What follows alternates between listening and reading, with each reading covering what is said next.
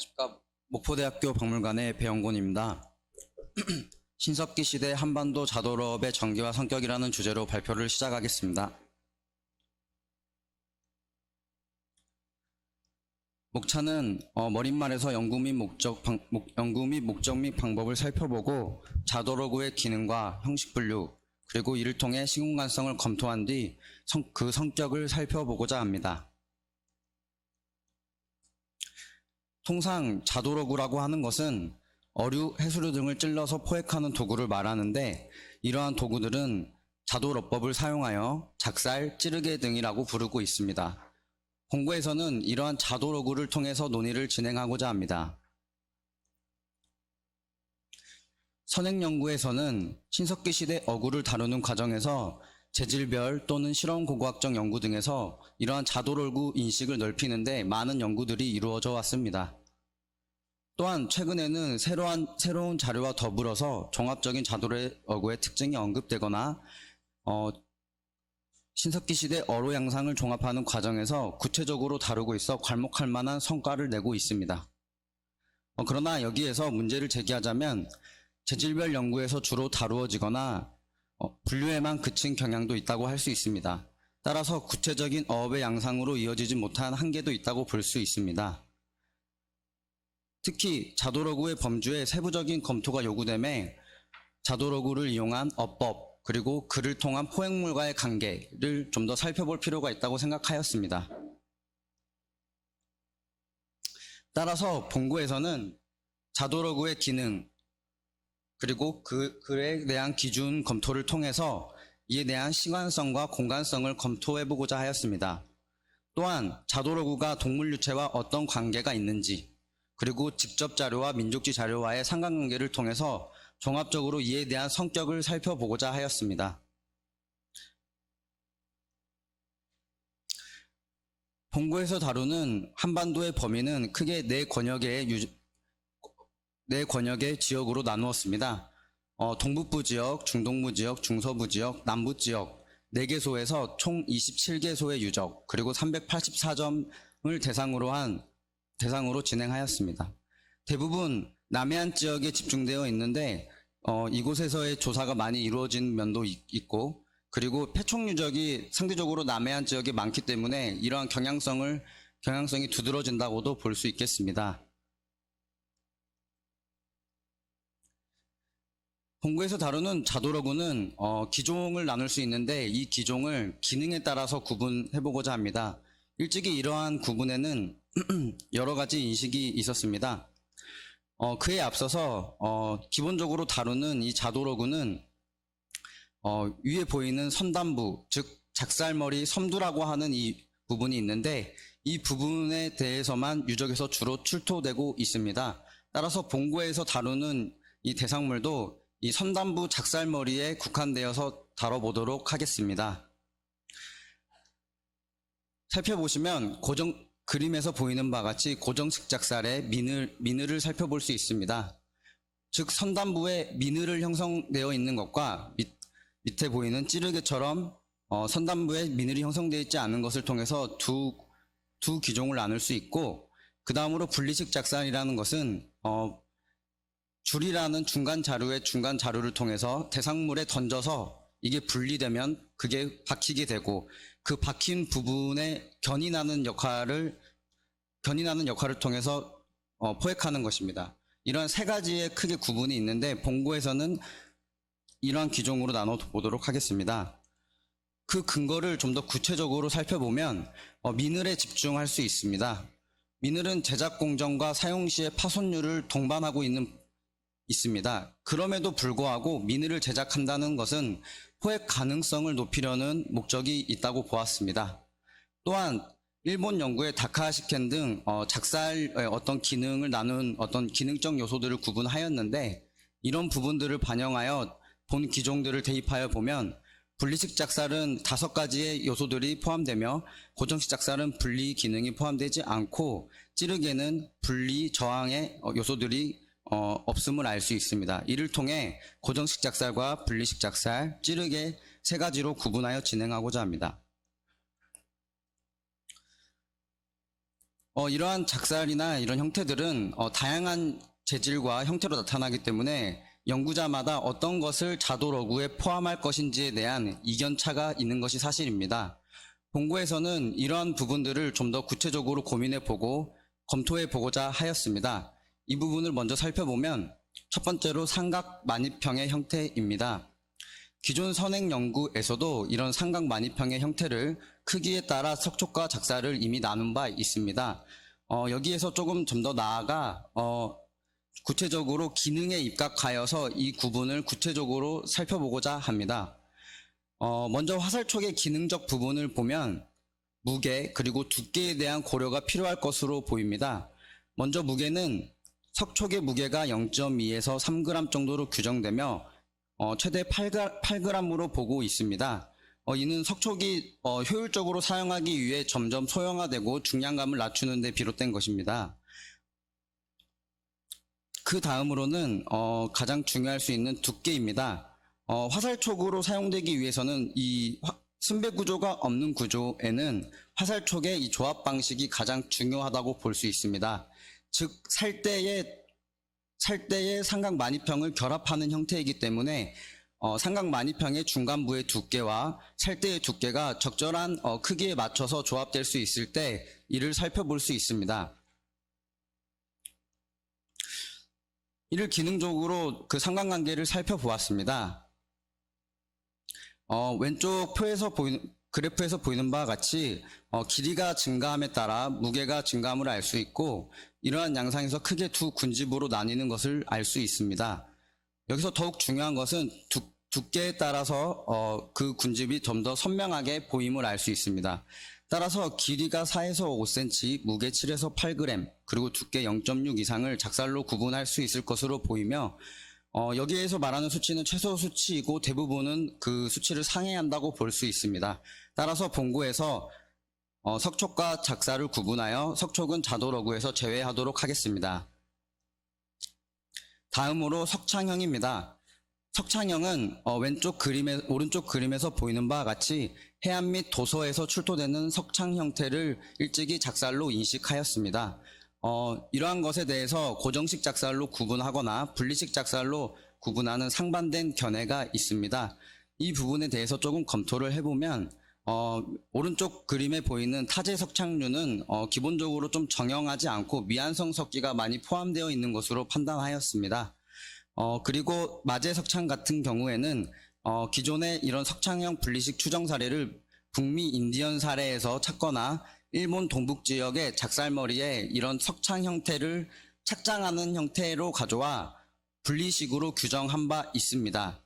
그러나 한반도에서 이러한 석창을 결합하는 형태가 작살머리가 출토된 사례가 없습니다. 또한 일본의 사례를 좀 더 비추어 보면 동북지방의 속조문 시대, 소위 야요이 시대와 고분 시대와 병행하는 시기까지 타제가 사용되었음을 알 수 있습니다.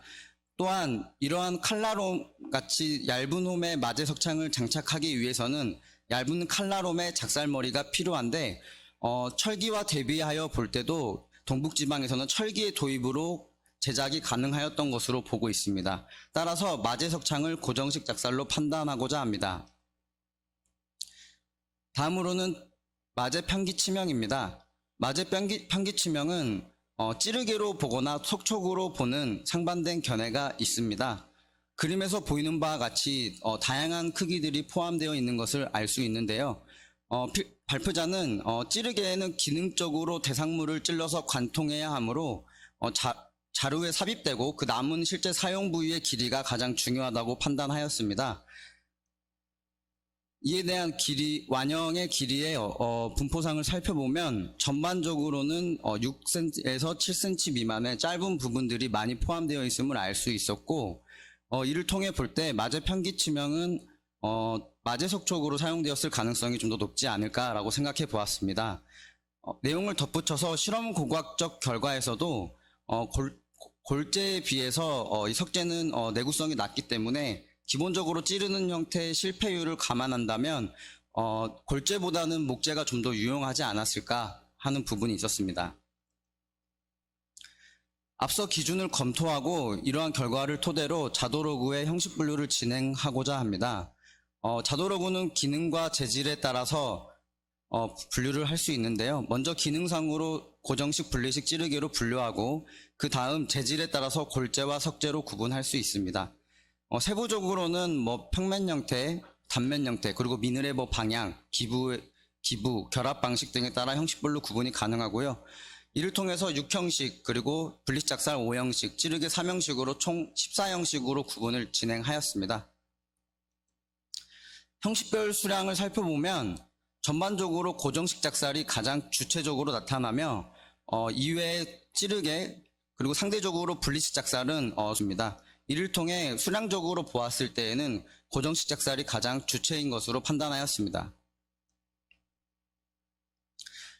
앞서 형식별 결과를 토대로 중서부 지역의 임상택 선생님과 동북부 지역의 김재훈 선생님, 남부 지역의 하윤 선생님의 토기 편년에 대입하여 살펴보면 시공관적 양상에 대해 크게 두 가지로 나누어서 살펴볼 수 있습니다.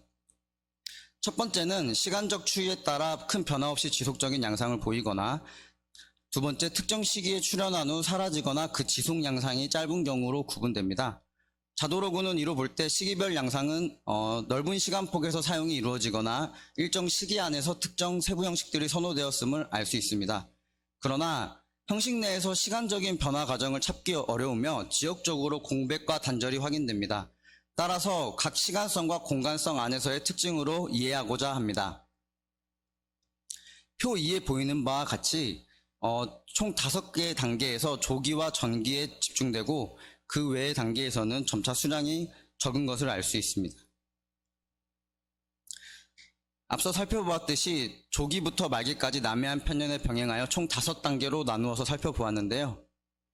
조기를 살펴보면 동남해안을 중심으로 석재 고정식 작살이 가장 성행하며 남해안 지역의 내만, 도서라든지 이런 지역에서는 수량은 적지만 다양한 형식들이 확인되고 있습니다. 전기에 이르르면 이 동해안 지역의 유적들이 감소되고 동북부 지역과 남해안 서부 지역으로 새로운 유적들이 등장하게 됩니다. 특히 이 두 유적에서는 각 특징의 지역성을 보여주는 형식들이 확인되고 있음을 알 수 있습니다. 또한 남부 내만 지역과 그 외 지역에서는 전체적인 양상에서는 크게 변화는 없는 것으로 확인하였습니다. 조기 전기에 상대적으로 활발하였다면 중기, 후기, 말기에 이르르면 전반적으로 수량이나 지역적 면에서 국한되고 감소함을 알 수 있습니다. 특히 이러한 양상은 동북부 지역의 서포항 유적과 남부 지역의 동삼동 유적을 중심으로 나타나는데 이 두 지역에서는 다양한 형식들이 확인되고 그 수량도 상대적으로 많은 것으로 확인되었습니다. 이를 통해 종합적으로 살펴보면 신석기 시대 자도로업은 중동부 지역 해안과 남부 지역 해안 및 도서의 조기 전기에 가장 활발하고 중기 말기에 점점 쇠퇴하는 경향을 보입니다. 이는 작곡 농경의 확산과 연관성이 있는 것으로 보이고요. 단 동삼동과 서포항 유적에서는 해수 자원이 풍부했기 때문에 자도로업이 성행한 것으로 이해하였습니다.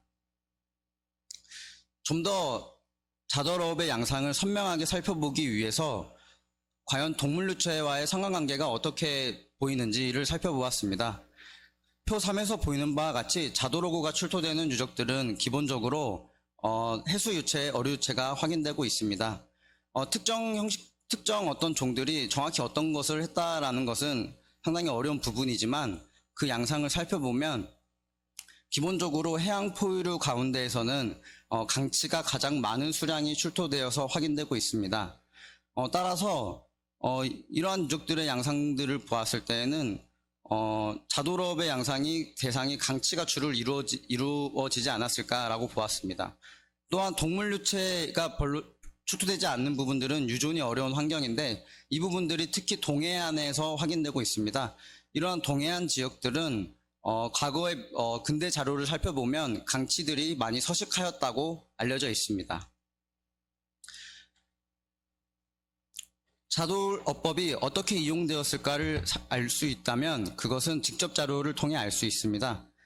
직접 자료는 황성동 유적에서 확인된 고래뼈에 박힌 찌르개나 시이즈카나 이나하라 유적에서 확인된 찌르개들의 사용들을 알 수 있습니다. 이러한 양상들은 기본적으로 동물 유체에 어떻게 자도로그가 사용되었는지를 사용 방식을 가늠할 수 있다고 보지만 이 부분들은 출토 사례가 희소하기 때문에 그 사용 방식을 가늠하는 것으로만 활용하고자 하였습니다. 이러한 부족한 부분을 해결하기 위해 민족지 자료를 살펴보았습니다.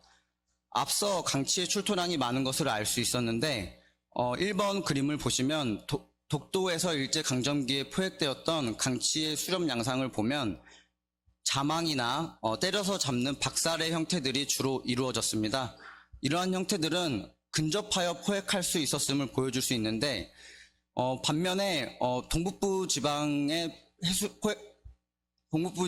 분포하는 해수류들을 보면 이번 그림에서 보이는 바와 같이 바다코끼리는 배를 타고 나가서 분리식 작사를 이용하여 포획하고 유빙이 형성된 지역에서는 물범의 숨구멍에 얼음 끓개로 물범을 유인하고 그 사이로 분리식 작사를 이용하는 방식을 사용하였습니다.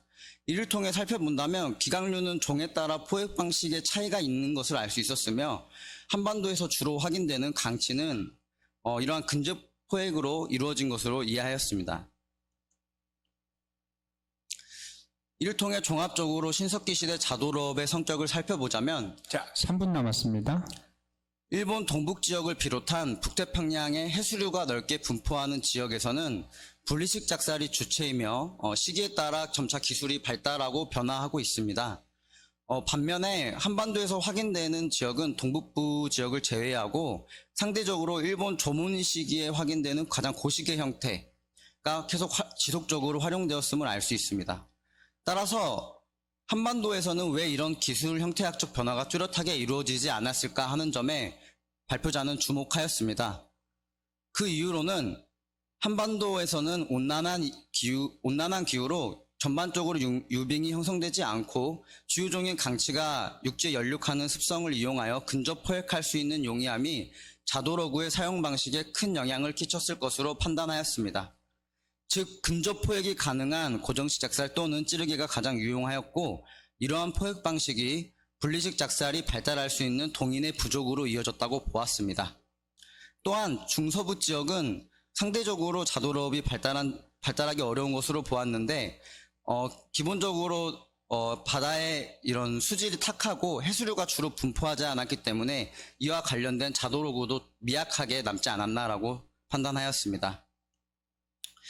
본고에서는 신석기 시대 자도로구를 통해 한반도 자도로업의 성격을 추정하고자 하였습니다. 앞서 살펴보았듯이 중동부 지역과 남부 지역의 이른 시기에 가장 활발하고 그 이후로는 점점 쇠퇴하는 경향을 보입니다. 하지만 해수류가 풍부하였던 지역에서는 집약적 자도로업이 이루어졌음을 알 수 있습니다. 또한 한반도에서 동북부 지역이나 북태평양 지역처럼 분리식이 발달하지 않았으며 고정식 작살과 찌르개가 자도로구의 중심임을 알 수 있었습니다. 본고에서는 다소 비약적으로 해석한 부분도 있었다고 자인할 수 있습니다. 추후에 다룬 어구와의 관계나 동물 고고학적 관점에서 등 여러 다각적 관점에서 접근할 필요성을 느꼈으며 이는 차후 과제로 남겨두고자 합니다. 발표를 마치겠습니다. 예, 소상영입니다. 유튜브로 중계가 된다는 게 좀 떨리긴 하네요. 예, 아까 왜 잘 쓴 논문이냐고 생각하는 이유는 다른 거 다 떠나서 일단 그 본인의 분류 기준 이런 게 굉장히 명확합니다. 사실 이제 저희 고고학이라는 게 굉장히 수치를 많이 다루는 학문이죠. 모든 것들이 많이 수치로 이루어지는데 사실 우리나라에서는 고고학이 전부 다 그 인문대학 쪽에 주로 속해서 그런지 사실은 이 수치 다루는데 굉장히 좀 저를 포함해서 우리 선학이라고 하는 분들이 굉장히 좀 미숙했죠. 실제로 어떤 평균이라든가 이런 수치 개념들 다들 그냥 기본 자의적으로 대충 여기저기에 속한다 이런 정도였고 큰 거는 아까처럼 좀 커 보이는 건 작살로, 작아 보이는 건 석촉으로 하는데 대부분 명확한 기준들이 없었습니다.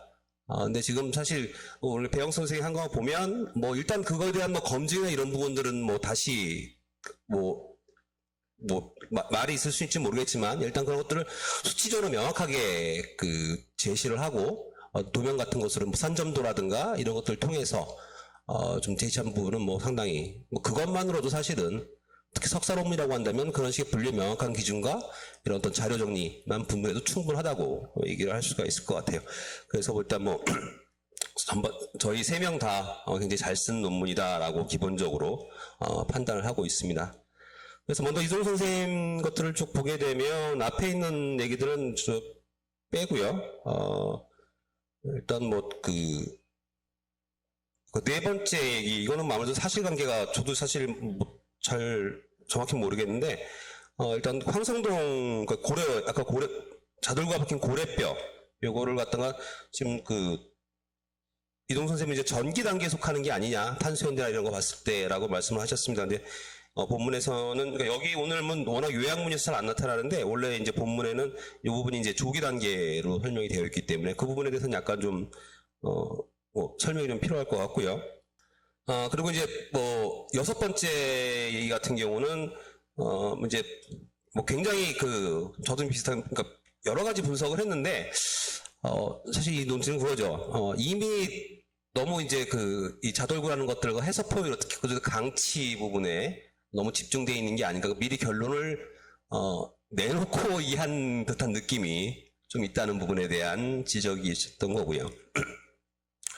그리고 7번째는 뭐 이거 한류와 난류가 접하는 부분이 약간 사실 그건 표현상의 차이인 것 같아서 뭐 당연히 크로시오일과 뭐 서평유적까지 올라가지는 못하죠. 근데 그것 때문에 아마 좀 말씀하신 것 같은데 결국은 뭐 제가 보기에는 그런 거 아마 동북부 지역의 뭐 독도 같은 걸 포함해서 우리가 뭐 강치로 좀 독도 강치라고 좀 얘기를 하게 되는데 원래는 이제 바다사작과에 속하는 거죠. 그래서 뭐 이런 독도 강치는 뭐 이미 멸종이 됐습니다만 우리가 그 설명할 때 보면 뭐 독도에 그 강치가 많았던 이유가 뭐 거기가 한류 난류가 교차하는 지역이고 뭐 이런 설명들이 보통 이제 어업사에 보면 다 나와 있습니다. 그래서 아마 그런 내용들을 이제 참고해서 쓰다 보니까 아마 얘기한 것 같은데 또 뭐 당연히 뭐 크로시오일가 서평까지 못 올라가는 건 뭐 맞는 얘기니까요. 그건 좀 참조하시면 될 것 같고요. 마지막으로 이제 결국 이제 찌르개로 분류한 것 중에서 우리가 이제 양쪽으로 이 날이 서 있는 그러니까 선단부가 있는 것 같은 경우는 이제 보통 우리가 이제 T자형 조침이라고 하는 부분에 대해서 그 부분을 이제 막 지적하시는 부분인 것 같습니다. 그 부분도 아마 나중에 뭐 다시 연구를 진전시킬 때 좀 더 뭐 면밀하게 보시면 될 것 같습니다. 자, 두 번째는 임상택 선생님 부분인데, 지금, 결국 이제, 첫 번째 건 빼고 두 번째 부분은 이제 마제 편기침에 대한 부분입니다. 그래서 이걸 이제 결국은 일괄적으로 전부 다, 석촉으로 촉으로 할 수가 있겠느냐. 역시 크기에 따라서 대부분이 석촉이라고 하더라도 일부는 이런 작사나 찌르게 가능성도 있지 않겠냐 하는 부분들에 대한 얘기가 되겠고요. 그리고 나머지 편견, 조기 단계의 이제 시간폭, 또 보이스만에 대한 부분들, 이런 것들에 대한 얘기가 됩니다. 그런 것들은 역시 또, 다시 사실, 신석세 편견이란 부분은 여러 가지 의견들이 있기 때문에 다시 저를 참조하셔야 되는 부분에 대한 지적이 되겠고요. 그리고 두 번째, 자돌구 소멸이라는 표현 같은 경우도 마찬가지죠. 사실 이것이 이제 우리가 신석학회에서 몇 가지 이제 난제가 있는 것 중에 하나가 동해안 지역에 이제 조기 단계 유적은 되게 많다가 전기 단계의 유적이 거의 없는 바로 또 중기로 넘어가는 거에 대한 문제죠. 제가 한번 쓴 적이 있는데 아무도 안 읽어주는 것 같아서 간단히 말씀을 드리면 물론 제가 사실 이제 문합리 하나 갖고 얘기를 한 건데 왜냐하면 사실은 많은 유적 중에서 제대로 지질 분석이 아주 그렇게 잘 이루어진 데가 문합리밖에 없어요. 지형 분석이. 사실 밭을 주장하기 위해서 사실 지형 분석을 되게 철저하게 했는데, 그 분석을 보면 재밌는 얘기가 나옵니다. 왜냐하면, 조기 단계 해안사구였던 지형이 대부분 다 문합리 지형이 전기 단계는 좀 더 해빈으로 바뀌어요. 보면. 쉽게 말하면 이제 바닷물이 들어오는 지역이 돼버린다는 거죠. 다시 중기 단계에 가면 다시 해안사구로 바뀌는 것이 이제 지형 분석에 나타나면 뭐 당연히 이제 해안 사고가 해빙으로 바꾸게 되면 거기 사람 살 수가 없죠, 당연히. 그럼 바닷물이 이제 평소에 들어오는 지역이 되기 때문에 그럼 당연히 뭐 전기 단계의 사람들은 결국은 이제 뭐 어디 딴 데로 이동할 수밖에 없는 조기 단계 사람들은 뭐 그런 것들이 되겠죠. 그래서 뭐 저는 사실 뭐 그것이 이제 그런 해류의 변화하고도 연관이 있다고 생각했는데 그 얘기하면 너무 길어질 것 같아서 이 정도로 마치겠습니다. 하겠습니다. 그래서 하여튼 이제 이 소멸이라는 표현을 쓴 거에 대해서 특히 고고학 쪽에서 뭐 할 때 뭐 완전히 뭐 소멸되었다든가 이런 표현들은 조금 너무 표현이 과하다는 겁니다. 그래서 약간 좀 유연성 있는 해석이 좀 필요하다는 부분이 되겠고요. 역시 뭐 똑같은 얘기지만 결국 이제 해석 포유류에 대한 문제들 뭐 이런 것들 약간 좀 너무 미리 결론을 정해놓게 한 게 아닌가 하는 부분들하고 이런 그 출토량의 변화라든가 이런 부분을 좀 더 자세하게 설명하는 게 좋겠다는 그런 부분입니다. 그리고 이제 뭐 본인의 주장은 굉장히 잘 제시가 되어 있는데 이제 기존 연구에 대해서 좀 비판을 좀 철저하게 해야겠다는 것이 이제 얘기입니다. 그리고 뭐 맨날 나오는 얘기지만 이제 환경 변화 얘기를 하게 되면 사실 좀 추상적이 되죠. 사실 뭐 선사시대 환경 연구라는 게 무슨 뭐 기상 기록이 있는 게 아니기 때문에 대부분 다 뭐 여러 가지 과학적인 분석으로 이루어지는데 사실 이제 우리나라 같은 경우는 이제 환경 변화에 대한 것들이 굉장히 해상도가 낮은 자료들밖에 없어서 사실 좀 어려운 부분들이 있습니다. 그래서 뭐 제가 뭐 사실 환경을 많이 끌어다 붙이는 사람 중에 하나인데 가끔 이제 뒤에서 그런 욕을 많이 먹죠. 저 인간은 환경 결정론자다 이런 욕을 많이 먹습니다. 근데 그럼에도 불구하고 뭐 환경 얘기는 안 할 수는 없습니다. 근데 이제 아무래도 이제 환경 얘기를 너무 이렇게 자세하게 하려다 보면 해석이 좀 자의적이 되는 부분들이 굉장히 많아서 저는 사실 뭐 이런 석사 논문에서 어쩔 수 없이 약간 좀 추상적인 부분은 뭐 어쩔 수 없는 부분이라고 생각을 합니다. 하지만 이제 앞으로 좀 더 이런 구체적인 뭐 생각과 좀 그런 분석들 뭐 당연히 뭐 석사 논문에서는 작은 주제를 갖고 했지만 나중에 뭐 박사를 쓰시거나 다른 논문 낼 때는 뭐 이런 생업 전체에 대한 것들을 한번 검토해서 하는 부분들을 생각하시면 될 것 같습니다. 자, 여기까지가 두 분의 이야기였고요. 뭐 사실 제 얘기가 더 많았던 것 같은데 하여튼 그렇습니다. 저는 이제 제가 쓴 딱 두 가지만 썼습니다. 요건 뭐 첫 번째 거는 그예요. 저희가 뭐 우리나라에서는 고래 못 잡죠. 고래를 못 잡는데 그래도 울산에서 고래 축제는 매년 합니다. 울산 고래 축제 매년 하는데 몇 년 전에 최재욱 선생님, 저 신석기 시대 이제 이쪽 연구를 주로 하시는 분인데 하고 서울대학교 이준종 교수님이 고래 축제에 초대를 받으셔서 학술 세미나를 한 적이 있었습니다. 그때 이제 그리고 이제 지리학 하시는 황상일 선생님도 당시에 초대를 받으셨는데 다시는 그분들이 초대를 받지 못합니다. 그 이유가 선사시대부터 이런 포경 이런 것에 굉장히 부정적인 말씀들을 하셔갖고 당시 이제 울산시에서 열받아갖고 다시는 초대를 안 한다는 얘기를 들었습니다. 자, 그 얘기가 뭐냐 하냐면 우리가 자꾸 고래 사냥을 하게 되면 고래를 하게 되면 우리가 뭐 특히 이제 에스키모라는 걸 많이 보고 일본의 이런 그쪽에 굉장히 좀 잔인한 그런 포경들을 많이 봐서 그런데 다 작살로 찔러 죽인다고 생각을 많이 하죠. 물론 이제 고래는 당연히 이제 작살로 찔러서 피가 나게 되면 이게 피가 잘 안 굳는 그 동물이기 때문에 혈우병이 있는 동물이기 때문에 그냥 냅두면 이제 저절로 죽습니다. 상처를 입으면. 그래서 그렇게 하게 되는데 사실은 이제 이 고래 포경이 많은 경우들은 지금도 가끔 이제 얕은 물가로 고래가 잘못 들어오게 되면 고래는 자기 힘으로 나가지를 못해요.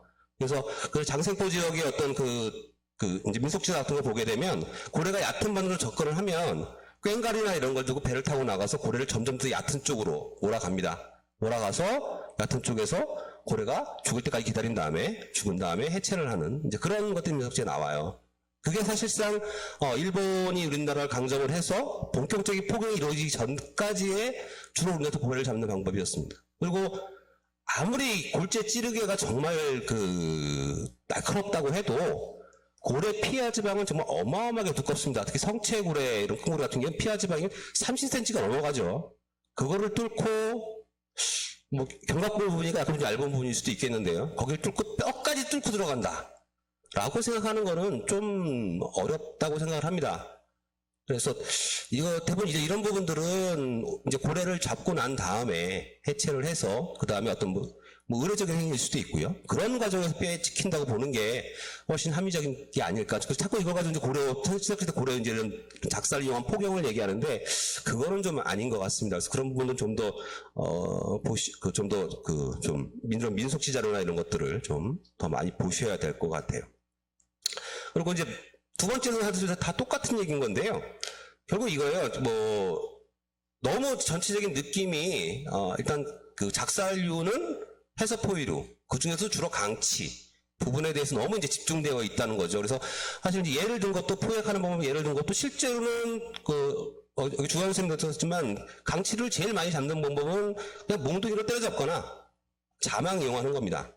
그게 훨씬 더 편하죠. 왜냐면 일단 강치류는 대부분 물 밖에 나오면 굉장히 느려지고 사실 잘 이렇게 빨리 도망가지는 못하죠.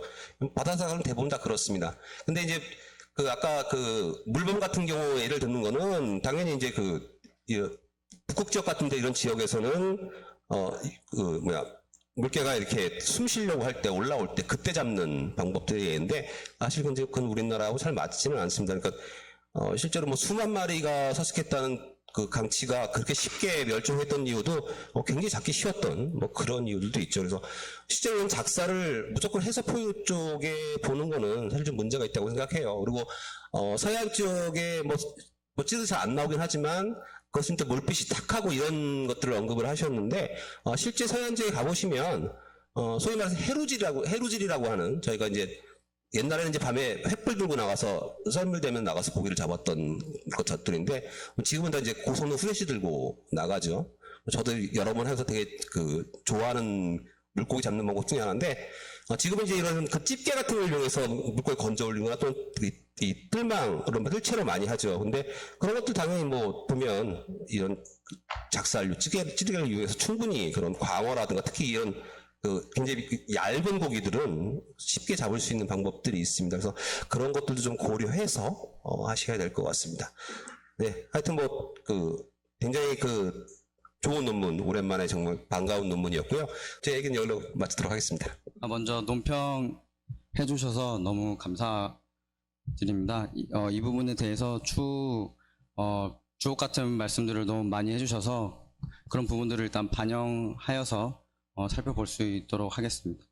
그리고 이제 손하영 선생님께서도 말씀해 주셨다시피 조기에서 이제 동해안 지역의 전기가 사라지는 이런 부분에 대해서 선생님의 논문에 이제 그 부분에 대해서 감명 깊게 본 적도 있는데 추후 그런 부분들을 좀 더 면밀하게 살펴봐서 활용할 수 있는 부분들은 적극적으로 해석할 수 있도록 하겠습니다.